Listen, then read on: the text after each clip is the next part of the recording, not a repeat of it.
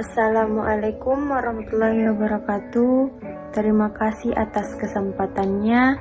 Sebelumnya perkenalkan, nama saya Sri Wahyuni sebagai pemateri pertama. Adapun teman kelompok saya Wahyu sebagai pemateri kedua, Fauzia sebagai pemateri ketiga, dan Salisa sebagai pemateri keempat. Adapun daftar isi, yang pertama pengertian kepemimpinan. Yang kedua, kepemimpinan menurut para ahli. Yang ketiga, tujuan kepemimpinan. Yang keempat, fungsi kepemimpinan. Yang kelima, fungsi kepemimpinan dalam organisasi. Yang keenam, pengertian budaya organisasi. Yang ketujuh, budaya organisasi menurut para ahli. Yang kedelapan, fungsi budaya organisasi. Yang kesembilan, jenis-jenis budaya organisasi. Pimpinan adalah sebuah kemampuan dari diri seseorang untuk mempengaruhi orang lain atau mengarahkan pihak tertentu untuk mencapai tujuan. Teori kepemimpinan juga bisa didefinisikan sebagai kemampuan seseorang dalam mengelola dan mengarahkan sebuah kelompok dengan efektif dan efisien agar mencapai tujuan. Yang pertama yaitu Myojono. Myojono mengatakan kepemimpinan merupakan pengaruh satu arah, karena pemimpin mungkin memiliki kualitas-kualitas tertentu yang membedakan dirinya dengan pengikutnya. Yang kedua, Wojo Sumitjo. Menurut Wojo Sumitjo, teori kepemimpinan adalah suatu yang melekat pada dirinya seseorang pemimpin yang berupa sifat-sifat tertentu, seperti kepribadian, kemampuan, dan kesanggupan. Yang ketiga, Fiedler. Fiedler mengatakan teori kepemimpinan merupakan pola hubungan antara individu yang menggunakan wewenang dan pengaruhnya terhadap kelompok agar bekerja sama untuk mencapai tujuan. Adapun pengertian teori kepemimpinan menurut ahli, yang pertama adalah Sondam Pesjagin. Menurut Sondam Pesjagin, teori kepemimpinan bisa diartikan sebagai kemampuan seseorang saat menjabat sebagai pimpinan organisasi tertentu dalam mempengaruhi orang lain, khususnya bawahannya. Hal itu dilakukan agar mereka mampu bertindak dan berpikir sesuai dengan arah sehingga tujuan pun bisa tercapai dengan mudah. Yang kedua, OTT. Menurut OTT, teori kepemimpinan bisa didefinisikan sebagai proses hubungan antar pribadi yang di dalamnya seseorang mempengaruhi sikap, kepercayaan, dan perilaku orang lain. Adapun tujuan kepemimpinan, yang pertama, membantu terciptanya suatu iklim sosial yang baik. Yang kedua, membantu kelompok dalam menetapkan prosedur-prosedur kerja. Yang ketiga, membantu kelompok untuk mengorganisasikan diri. Dan yang keempat, mengambil keputusan sama dengan kelompok. Dan yang terakhir, memberi kesempatan kepada kelompok untuk belajar dari pengalaman. Dan adapun tujuan kepemimpinan, yaitu tujuan kepemimpinan adalah sikap yang harus dimiliki seorang pemimpin dalam membuat rencana, berpikir, dan mengambil tanggung jawab untuk kelompok serta memberikan arahan kepada orang lain. Fungsi utama seorang pemimpin adalah membantu suatu kelompok untuk belajar, memutuskan, dan bekerja lebih efisien. Tapi ada pula beberapa peran atau tujuan kepemimpinan antara lain. Yang pertama, fungsi instruktif. Yang kedua, fungsi konsultatif. Yang ketiga, fungsi partisipasi. Yang keempat, fungsi delegasi. Yang terakhir, fungsi pengendalian. Baik, seperti yang telah dikatakan oleh rekan saya tadi, bahwa fungsi kepemimpinan terbagi menjadi 5. Yang pertama, fungsi instruktif. Kepemimpinan memiliki fungsi instruktif yang berasal dari kata dasar instruktif sehingga bersifat perintah. Maksudnya, suatu perintah kepada seseorang atau anggota kelompok dengan jelas sehingga orang yang diperintahkan melaksanakan tugasnya dengan baik. Fungsi instruktif ini menempatkan pemimpin sebagai pengambil keputusan dan pemberi tugas kepada anggotanya. Sementara, para anggotanya bertugas untuk menjalankan semua instruksi yang dikatakan oleh pemimpinnya. Yang kedua, ada fungsi konsultatif. Kepemimpinan juga memiliki fungsi konsultatif yang sifatnya dua arah. Maksudnya, gaya kepemimpinan yang menganut kebiasaan mendengarkan pendapat atau pertimbangan bawahannya sebelum mengambil keputusan. Fungsi kepemimpinan ini menempatkan para anggota organisasi atau bawahan bisa melakukan konsultasi dengan pemimpinnya untuk mencari solusi terbaik dalam mencapai tujuan bersama. Yang ketiga ada fungsi partisipasi. Kepemimpinan ini pun memiliki fungsi partisipasi yang merupakan pengambilan bagian atau pengikutsertaan. Sebenarnya partisipasi adalah suatu bentuk demokrasi di mana orang-orang diikutsertakan dalam suatu perencanaan dan pelaksanaan, serta memikul tanggung jawab sesuai dengan kompetensi dan kewajibannya. Fungsi partisipasi ini menempatkan seorang pemimpin yang mampu mendorong semua anggota atau pengikutnya untuk berpartisipasi dan berinisiatif dalam suatu proyek bersama. Yang keempat ada fungsi delegasi. Kepemimpinan juga memiliki fungsi delegasi, yakni memiliki arti perwakilan atau utusan dengan proses menunjukkan secara langsung maupun musyawarah.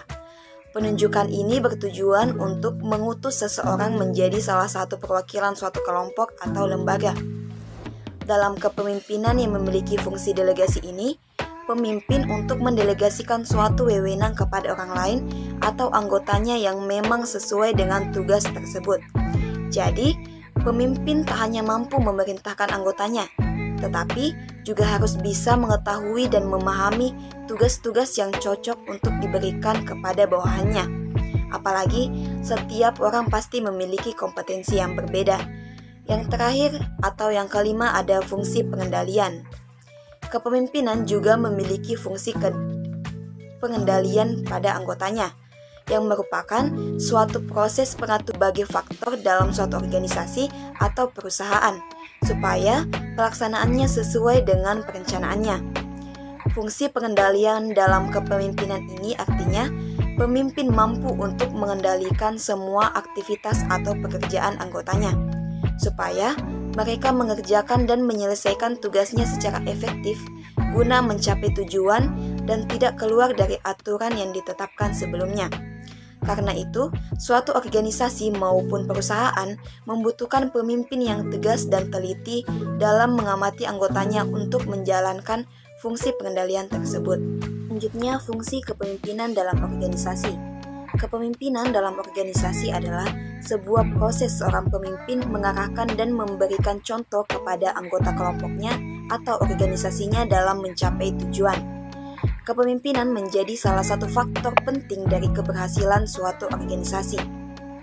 Kepemimpinan dalam organisasi itu mencakup keberanian, pengabdian, dan bermimpi untuk mewujudkan harapan atau tujuan. Kepemimpinan dalam organisasi juga tidak lepas dari kepercayaan diri dan pengambilan keputusan. Berikut tujuan kepemimpinan dalam sebuah organisasi yang harus dipahami oleh seorang pemimpin. Pertama, mencapai tujuan. Kepemimpinan dalam sebuah organisasi sangat dibutuhkan untuk membuat kelompoknya mencapai tujuan dengan tepat dan efisien. Tanpa adanya seseorang yang memiliki jiwa kepemimpinan, suatu organisasi akan sulit mencapai tujuannya. Sebab mereka tidak memiliki sosok yang membantu mengarahkan, menyatukan mereka dan menjadi pedomannya. Selanjutnya, memotivasi orang lain. Kepemimpinan dalam sebuah organisasi juga bertujuan memotivasi orang lain atau anggotanya untuk melakukan hal baik dan memaksimalkan kemampuan dalam diri. Tanpa adanya sosok berjiwa kepemimpinan, suatu organisasi akan kurang termotivasi atau bersemangat dalam mencapai tujuannya. Sebab mereka tidak memiliki sosok yang bisa menjadi pedoman dan contoh baik dalam organisasi.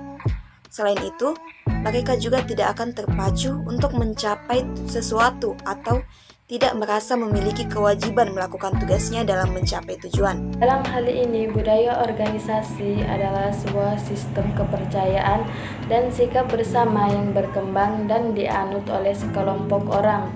Sistem kepercayaan dan sikap bersama suatu organisasi ini akan membedakannya ke kelompok atau organisasi lainnya.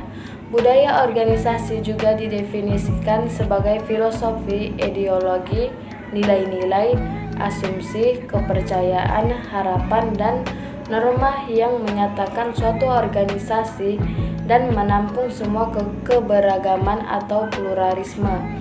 Pada dasarnya, budaya organisasi adalah suatu karakteristik yang ada di suatu kelompok dan digunakan sebagai tuntunan mereka dalam berperilaku serta membedakannya dengan sekelompok yang lain. Artinya, budaya organisasi merupakan suatu norma dan nilai-nilai perilaku yang harus dipahami dan dipatuhi oleh kelompok orang yang menganutnya. Adapun budaya organisasi menurut para ahli. Para ahli memiliki pandangan masing-masing mengenai pengertian budaya organisasi. Antara lain, yang pertama itu menurut Sarpin tahun 1995. Menurut Sarpin, pengertian budaya organisasi adalah suatu sistem nilai, kepercayaan, dan kebiasaan dalam suatu organisasi yang saling berinteraksi dengan struktur sistem formalnya untuk menghasilkan norma-norma perilaku organisasi. Yang kedua, menurut Kritna dan Kiniki tahun 2005, Kritna dan Kiniki menyatakan budaya organisasi biasanya digambarkan dalam arti yang sama, pola-pola dari kepercayaan, simbol-simbol, ritual-ritual, dan mitos-mitos yang berkembang dari waktu ke waktu berfungsi sebagai perekat yang menyatakan organisasi. Setiap organisasi yang beraneka ragam bentuknya pasti memiliki budaya berbeda-beda. Perbedaan budaya organisasi memiliki hal yang sangat wajar karena lingkungan yang berbeda-beda. Yang ketiga, menurut Susanto mengatakan bahwa budaya organisasi adalah nilai-nilai yang menjadi pedoman bagi sumber daya manusia untuk menghadapi permasalahan eksternal dan usaha penyuaian integrasi dalam organisasi, sehingga setiap anggota organisasi wajib memahaminya dan bertingkah laku serta berperilaku yang sama. Yang keempat, menurut Latnan tahun 1998, Latnan berpendapat budaya organisasi adalah norma-norma dan nilai-nilai yang mengarah pada perilaku anggota organisasi. Semua anggota akan berperilaku sesuai dengan budaya yang berlaku agar diterima oleh lingkungannya. Yang kelima, menurut Sitchin tahun 1992. Menurut Sitchin, budaya organisasi adalah sebuah pola dari berbagai asumsi dasar yang ditemukan, diciptakan, atau dikembangkan oleh sebuah kelompok. Tujuannya, organisasi bisa belajar, mengatasi, dan mengulangi masalah-masalah yang timbul akibat adaptasi eksternal dan integrasi internal yang sudah berjalan dengan baik. Jadi, budaya organisasi adalah sebuah norma dan nilai yang membentuk perilaku anggota organisasi tersebut. Adanya budaya organisasi ini juga bertindak sebagai kode etik bagi para anggotanya ketika berperilaku di luar lingkungan organisasinya. Selanjutnya, fungsi budaya organisasi. Para pemimpin sebuah organisasi memiliki peran penting dalam membentuk budaya organisasi. Banyak pemimpin yang menggunakan teori budaya organisasi yang ada saat ini untuk diterapkan di perusahaannya. Oleh karena itu, budaya organisasi yang mengandung nilai-nilai dan norma-norma memiliki 5 fungsi. Antara lain, yang pertama, meningkatkan rasa kepemilikan. Budaya organisasi berfungsi sebagai identitas yang meningkatkan rasa kepemilikan dan loyalitas bagi seluruh anggotanya. Rasa kepemilikan berarti penerimaan sebagai anggota atau bagian dari sesuatu. Misalnya, suatu organisasi sangat menekankan budaya kedisiplinan, maka anggotanya akan memiliki identitas bahwa mereka sekumpulan orang-orang yang disiplin. Yang kedua, alat mengorganisir. Fungsi budaya organisasi yang kedua yaitu sebagai alat untuk mengorganisir setiap anggota atau karyawan suatu perusahaan. Maksudnya, mengorganisasi atau mengatur suatu kelompok agar membentuk satu kesatuan, nilai-nilai, dan norma-norma dalam budaya organisasi bisa menjadi batas-batasan yang harus dipahami dan dipatuhi semua anggotanya. Hal ini bisa membedakan antara satu organisasi dan organisasi lainnya. Yang ketiga, meningkatkan rasa kekuatan organisasi. Budaya organisasi memiliki fungsi untuk meningkatkan kekuatan nilai suatu organisasi. Maksudnya, meningkatkan kualitas suatu organisasi melalui nilai-nilai dan norma-norma yang ada dalam budaya organisasi tersebut. Karena itu, budaya organisasi juga dikenal sebagai pedoman dalam menyatukan organisasi dengan memberikan standar tempat mengenai tutur kata dan tingkah laku para anggotanya. Yang keempat, mengontrol perilaku. Mengontrol perilaku adalah serangkai tindakan yang dibuat oleh individu, organisme, sistem atau entitas buatan dalam hubungan dengan diri sendiri atau lingkungannya yang mencakup sistem organisme lain di sekitarnya serta lingkungan fisik. Yang kelima, mendorong kinerja anggota.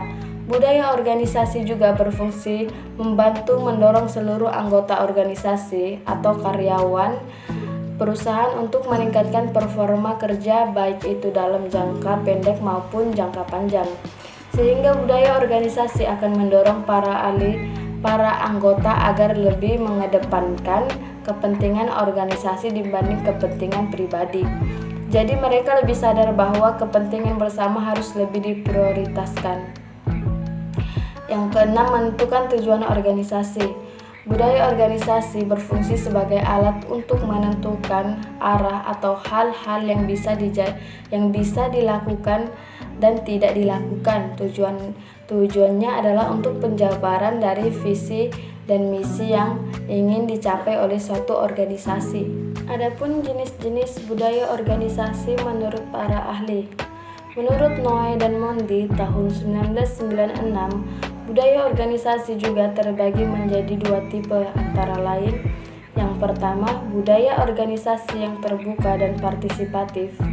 Budaya organisasi yang terbuka dan partisipatif ditandai dengan adanya pencapaian tujuan yang lebih tinggi dan rasa saling percaya pada bawahan atau anggota organisasi. Budaya organisasi yang terbuka dan partisipatif juga memiliki sifat komunikasi lebih terbuka, kepemimpinan yang sportif dan perhatian, penyelesaian masalah bersama, otonomi kerja, serta berbagai segala informasi. Yang kedua, budaya organisasi yang tertutup dan autokratis. Budaya organisasi yang tertutup dan autokratis ditandai dengan adanya pencapaian tujuan yang tinggi, tetapi tidak didukung dengan rasa saling percaya. Maksudnya, pencapaian organisasi ini lebih dipaksakan oleh pemimpin ke anggotanya. Bahkan budaya organisasi yang tertutup ini memiliki sifat kepemimpinan autokratis yang kuat.